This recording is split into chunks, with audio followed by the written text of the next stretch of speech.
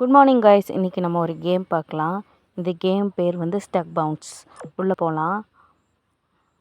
இந்த மாதிரி தான் ஃப்ரண்ட் பேஜ் வரும்.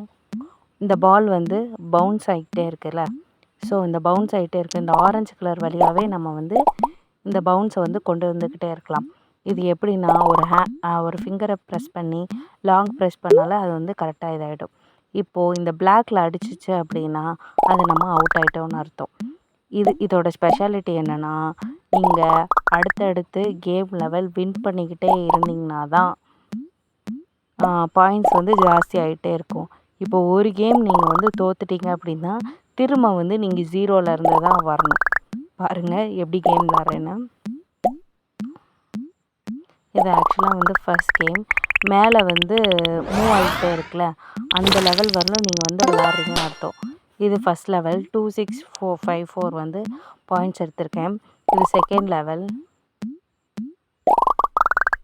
இந்த மாதிரி கேம்ஸ் வந்து யார் விளையாடலாம் அப்படின்னு உங்களுக்கு தோணுது அப்படின்னா, இப்போ எனக்கு டவர் இல்லை, நான் சும்மா உட்காந்துருக்கேன், ஹெவியாக கேம் விளையாட முடியாது அப்படின்றவங்க வந்து கேம் விளையாடலாம். இல்லை இந்த அட்வென்ச்சர் கேம்ஸ் வந்து விளையாடுவேன் அப்படின்றவங்க வந்து கிடையாது.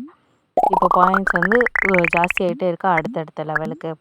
இப்போ ஒரு ஸ்டேஜுக்கு மேலே நான் தோக்குறேன் அப்படின்னா திரும்ப 0லேருந்து தான் வரும். அதை நீங்கள் பார்க்க போகிறீங்க. 5118.